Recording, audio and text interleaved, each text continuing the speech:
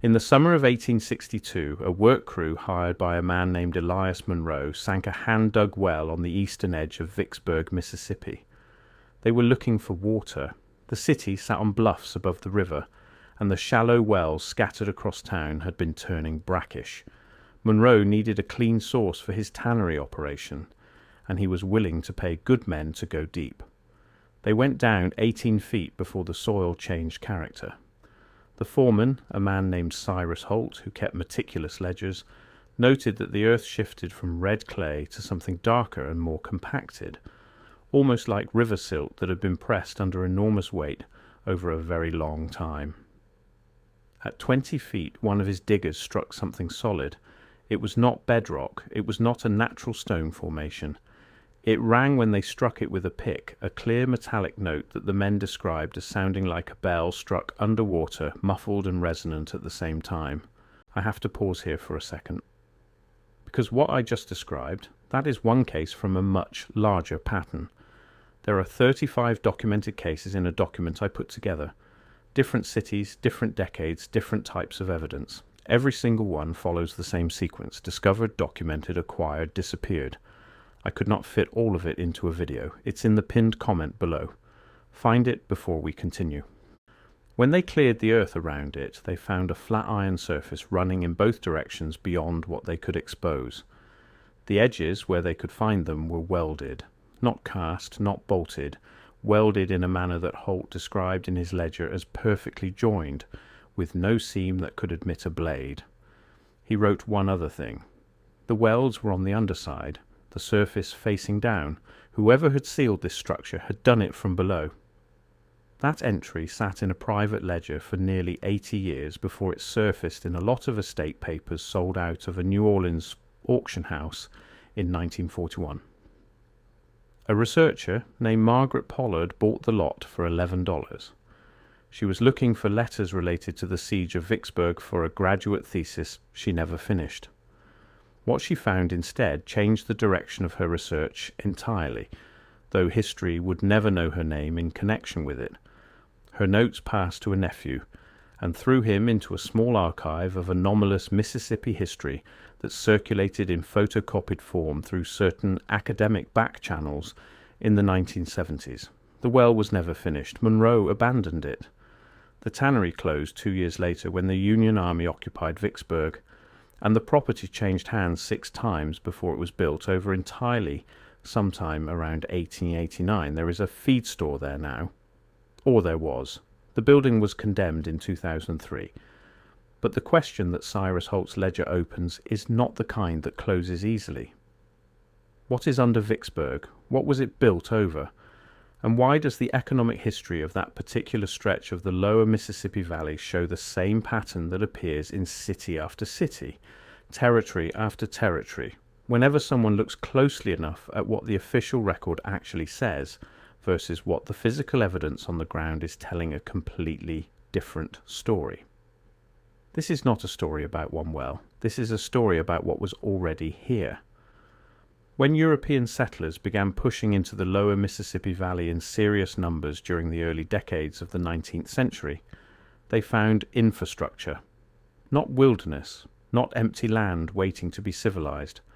They found roads that followed routes too logical to have been blazed by hunting parties. They found earthworks whose scale required organized labor that the historical narrative of that region flatly cannot account for. They found wells, dozens of them, pre-existing and functional, dug to depths that the tools of the era's native populations could not have achieved.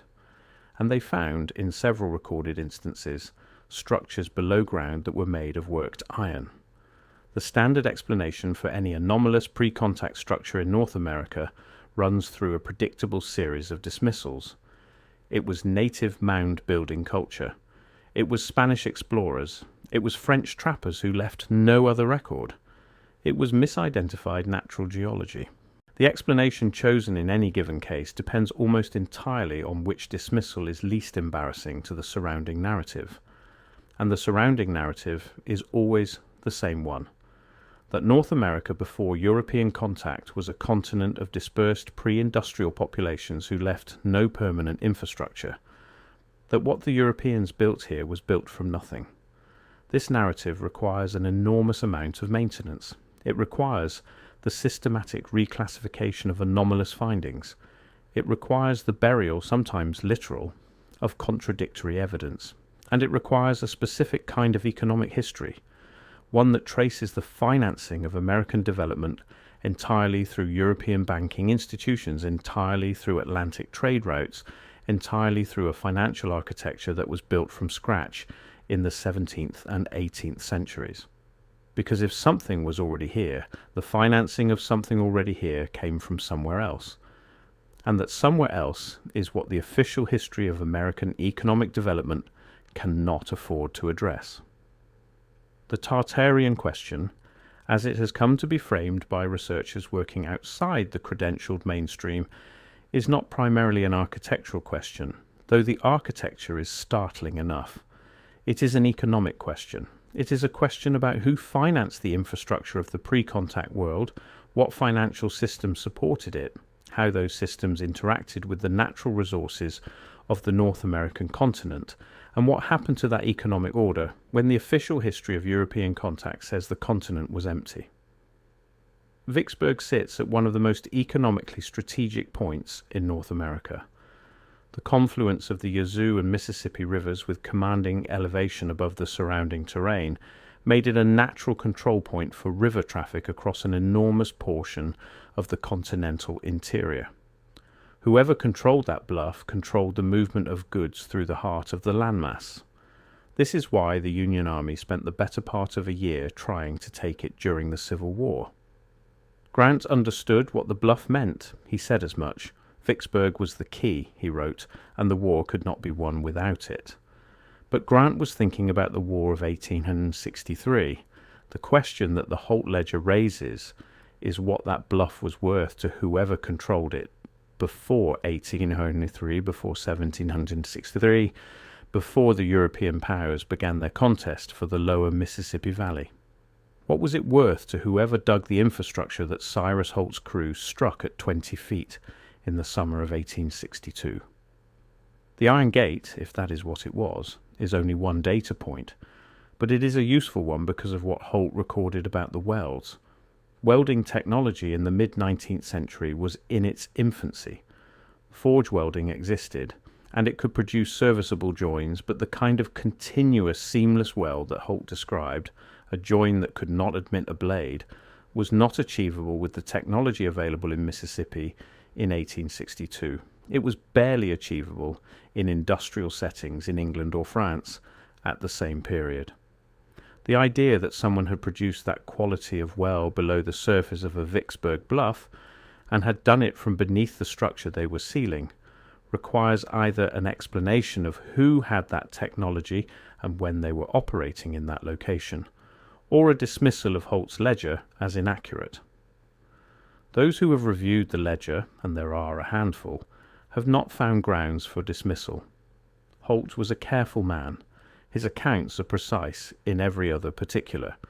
His measurements are consistent with the site as it can be reconstructed from later property records. His descriptions of soil conditions match what is now known about the geology of that specific part of the Vicksburg Bluffs. The one thing in his ledger that sits outside the expected is the iron structure at 20 feet. And that is not because Holt was careless. It is because the iron structure should not be there if the history we have been given is accurate. So let us take seriously the possibility that it is not. The economic framework that researchers in the Tartarian tradition have been assembling over the past several decades begins not with architecture, but with accounting. Specifically, it begins with the question of where the money came from to build the early American Republic, at the speed and scale that the historical record shows. The pace of American development in the first half of the 19th century is, by any reasonable standard of analysis, extraordinary. Between 1800 and 1850, the United States built more miles of road and canal than had been built in the entirety of European history to that point. It established a banking system, a legal infrastructure, a postal network, and a system of land survey from what the official history describes as nearly nothing, using financing mechanisms that were, by the standards of the era, barely developed. The European banking houses that are credited with funding American expansion were themselves operating under constraints that make the speed of that expansion difficult to account for, unless the expansion was not starting from nothing, unless it was, in significant part, the recommissioning of existing infrastructure, unless the roads that were being surveyed and officially recorded were following routes that were already there, unless the wells being dug were in many cases being reopened rather than initiated, unless the men who platted these cities and drew these grids were, in at least some instances, doing so over the top of an existing urban organization that the official story of American settlement cannot acknowledge. This is what the well at Vicksburg suggests. Not that someone built something remarkable, but that someone found something that was already there, recorded it with the honest bewilderment of a practical man who had no framework for what he was seeing, and then moved on because moving on was what the economic pressures of 1862 Vicksburg required. Monroe needed water. He did not need an anomaly, so the anomaly got filled in, and the tannery got its water from somewhere else, and the ledger sat in a box for 80 years. This is the pattern. Not a grand conspiracy of suppression, though suppression has certainly played a role in specific cases. The primary mechanism of erasure is simpler and more human than conspiracy. It is the mechanism of inconvenience. The anomaly is real, but addressing it requires resources, time, and a framework that does not exist for the person who encounters it. So the anomaly gets set aside. The well gets abandoned. The ledger goes into a box. The estate gets sold for $11 at auction. And the infrastructure of a prior civilization, whatever it was, whatever it built, and however it financed the building, sinks a little further below the ground that the new story is being built on top of. But the ground keeps talking. That is what makes the lower Mississippi Valley so interesting to anyone willing to look past the official history. The earthworks in the region surrounding Vicksburg have been catalogued partially by mainstream archaeology. The Poverty Point site to the south, in Louisiana, is now acknowledged as one of the largest earthwork complexes in the prehistoric world, constructed around 1700 BCE, though the dating has been challenged on methodological grounds by several researchers, who point to inconsistencies in the carbon sample selection. The Cahokia complex to the north, near present-day St. Louis, is acknowledged as a city larger than contemporary London at its peak population, flourishing around 1050 to 1200 CE before its collapse, for reasons that the mainstream record describes without particular conviction as environmental and demographic. Between these two acknowledged anomalies, along the central stretch of the Mississippi Valley, there are dozens of smaller earthwork sites, many of them unexcavated, many of them on private land, and many of them in locations that correspond strikingly with the grid of early American settlement. The grid of early American settlement is itself an anomaly that economic historians have not adequately explained. The Land Ordinance of 1785, which established the Township and Range Survey system, created a geometric division of the continent that was implemented with a speed and consistency that strains credibility if the surveyors were working from raw wilderness. Survey parties of the era were small, lightly equipped, operating in terrain that was frequently hostile, and yet the resulting grid is nearly perfect across enormous distances. The errors are not random. They are systematic, suggesting that the surveyors were in many cases following existing reference points rather than establishing new ones. Before I go further, that document in the pinned comment. If you have not found it yet, go there now, because everything I cover in these videos is one piece of a pattern that only becomes visible when you see all 35 cases together. The document shows you the full pattern. What I can show you here is the surface. What is down there is everything underneath it. Pinned comment, now, then come back. In the vicinity of Vicksburg, the pre-Civil War property surveys show a notable pattern. The earliest lot divisions, those recorded in the first decades of the 19th century when the town was first being formally organized, consistently avoid certain areas. These avoidance patterns are not explained in the survey records. They show up as irregular boundaries, as lots that are larger than their neighbours for no recorded reason, as road routes that bend around invisible obstacles. When those areas are mapped against the known geology and the known earthwork sites, a picture begins to emerge of early settlers who were navigating around structures or features that they were aware of but not recording. This is not speculation. This is what the property records show. The speculation is in the interpretation. But the interpretation that requires the least additional assumption is not the one the official history prefers. The interpretation that requires the least additional assumption is that the early surveyors of Vicksburg were working around things that were already there, things they did not have the framework to record and therefore recorded only as absences. Elias Munro chose the site for his well on the eastern edge of town for a reason that his own records do not fully explain. His tannery was on the western side of his property. Digging the well on the eastern edge, at a distance from the operation it was meant to serve, required additional infrastructure that drove up the project cost. His account books show this. He paid more for the well project than a purely practical calculation would have justified. Something drew him to that specific location, and the most parsimonious explanation, given what Holt recorded at 20 feet, is that Munro had some information suggesting that something was already there, that he was not digging a well so much as attempting to reopen access to one.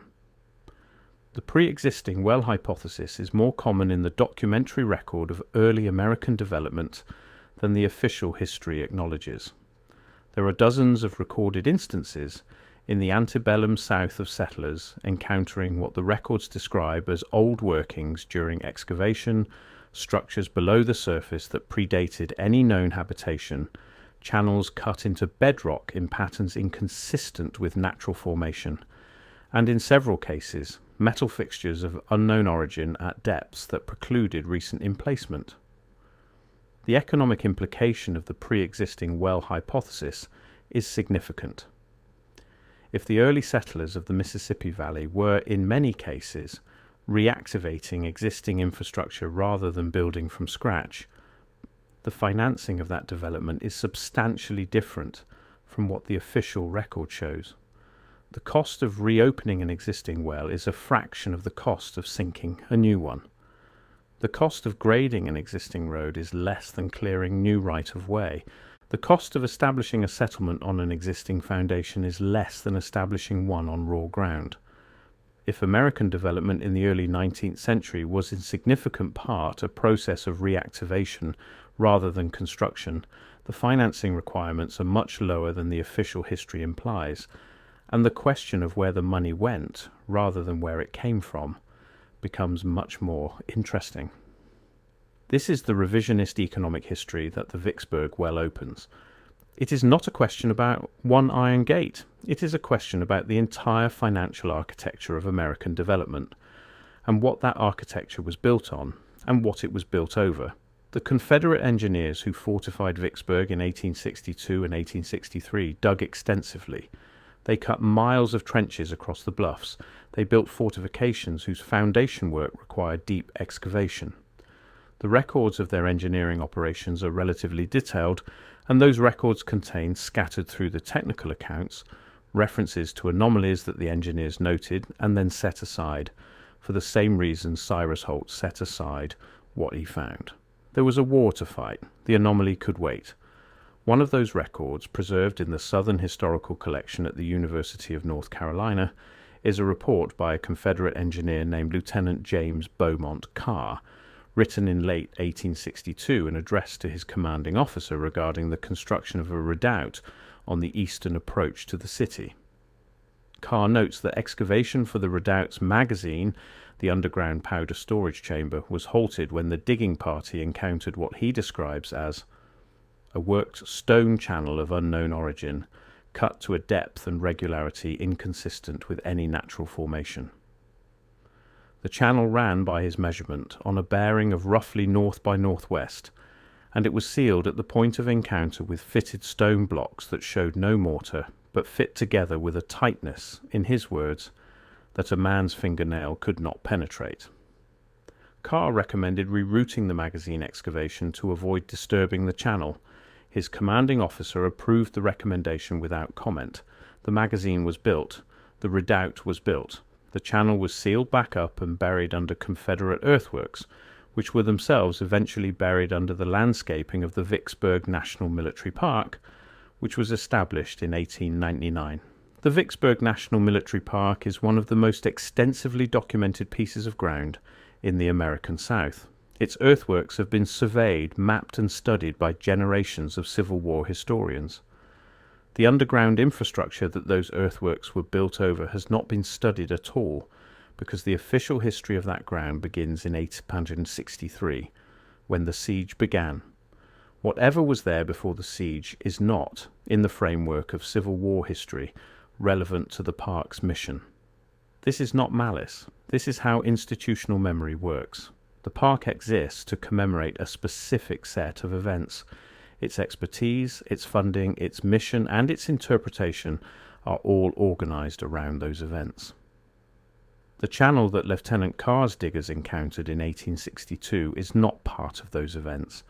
It predates them by an unknown amount of time. It belongs to a history that no institution is organized to study, and therefore it is not studied. But it is there. The question of Tartarian economic organization in North America is ultimately a question about institutional memory and what it selects to preserve. The standard model of pre-contact North American civilization is not based on an absence of evidence for complex organization. It is based on the selection of evidence that fits a model of dispersed, non-urban, non-industrial populations. The evidence that does not fit that model, the iron structures, the stone channels, the pre-existing wells, the roads that follow routes no recorded expedition blazed, gets classified as anomalous, gets set aside, gets buried under earthworks or feed stores, and the selection continues. The economic stakes of this selection are enormous. If North America before European contact supported a civilization capable of producing seamless, welded iron structures at 20 feet below the surface of the Vicksburg Bluffs, a civilization capable of cutting precise stone channels that a Confederate engineer's digging party would encounter 1,000 years or more after their construction and find still sealed and intact, then the story of American economic development is not a story of Europeans building civilization in a wilderness. It is a story of Europeans building on the ruins of a civilization they did not understand and did not acknowledge. That changes the ownership question. Not in a legal sense that any current court would recognize, but in the deeper sense that economic history operates in, the sense of who created value, where that value came from, and who benefits from its erasure. If the infrastructure of the early American economy was substantially pre-existing, the claim that American prosperity was built by European settlers through European capital is incomplete at best and dishonest at worst. It is a claim that assigns the value of prior labor and prior construction entirely to the people who showed up afterward to reactivate it. This is not an abstract question in the Mississippi Valley. The lower Mississippi was one of the most productive agricultural regions in the early American economy. The cotton economy that drove American industrial development in the 19th century was built on that land. The wealth generated by that productivity financed not just southern planters but northern factories, British textile mills, and the financial institutions of the Atlantic world. The economic history of American capitalism begins in a very real sense on the bluffs above the Mississippi River. If those bluffs were already developed when the cotton economy began, the story of where that productivity came from is different. If the drainage systems that made the surrounding bottomland cultivable were reactivated rather than constructed, if the roads that moved the cotton to the river were graded along existing routes, if the urban infrastructure of Vicksburg itself was organized around an existing pattern rather than platted from raw ground, then the capital that financed American development was, in part, borrowing value from a prior civilization without acknowledging the loan. Cyrus Holt did not think about any of this. He was a foreman with a crew and a ledger and a job to do. He noted what he found at 20 feet, noted that the welds were on the underside, and noted that further progress was not possible. He moved on, Elias Munro moved on, the tannery moved on, Vicksburg moved on, the Civil War came and went. The earthworks were built, and the siege was fought, and the park was established, and the feed store was built and condemned, and all of it happened on top of an iron gate welded from below by hands, that the history we have been given does not account for. What those hands were building, and what they were sealing off, and what the network of channels and wells and structures beneath the Vicksburg bluffs was part of, are questions that require a different kind of research than the official institutions are organized to conduct. They require researchers willing to sit with the discomfort of evidence that does not fit, willing to trace economic histories through private ledgers and estate auction lots, and photocopied notes that circulate outside the credentialed mainstream. They require the recognition that the anomaly is not the exception to the rule, it is the rule that the exception has been built on top of. And they require something else. They require honesty about what we do not know, and about the institutional pressures that have shaped what gets recorded and what gets left out. Margaret Pollard paid $11 for a box of papers and found a ledger that opened a door the official history had been keeping closed for 80 years. The nephew who inherited her notes kept them. The archive that circulated in the 1970s kept those notes alive. The chain of custody is fragile, the way all honest evidence tends to be when it contradicts the story that institutions have organized themselves around preserving. In 2019, a private survey conducted under a permit related to a proposed residential development on the eastern edge of Vicksburg encountered a subsurface anomaly at approximately 19 feet. The survey was a magnetometric scan, looking for buried utilities before excavation began. The anomaly registered as a large ferrous mass running on a bearing inconsistent with any known buried infrastructure in the area. The development company filed the scan results with the city as required, noted the anomaly in their engineering reports, and proceeded to redesign the foundation plan to avoid the area of the anomaly. The development was built, the anomaly was not investigated. The survey results are part of the public engineering record for that development permit. They are filed, they are accessible, and they are the most recent entry in a documentary chain that begins with Cyrus Holt's ledger in the summer of 1862 and runs through Lieutenant Carr's engineering report and Margaret Pollard's $11 auction purchase and the photocopied notes of the 1970s archive, and arrives 157 years later at a magnetometric scan of a ferrous mass 19 feet below the eastern edge of Vicksburg. Nothing has been explained. Nothing has been excavated. The iron gate at 20 feet, welded from the underside by hands the history cannot account for, remains sealed. What it seals remains unknown. The economic order that built it remains unexamined by any institution organized to conduct that examination. That is where the story is right now. Not in the past. The gate is still there. The question is still open.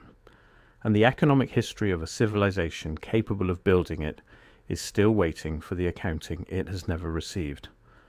The well diggers of Vicksburg went down 20 feet and found something that stopped them.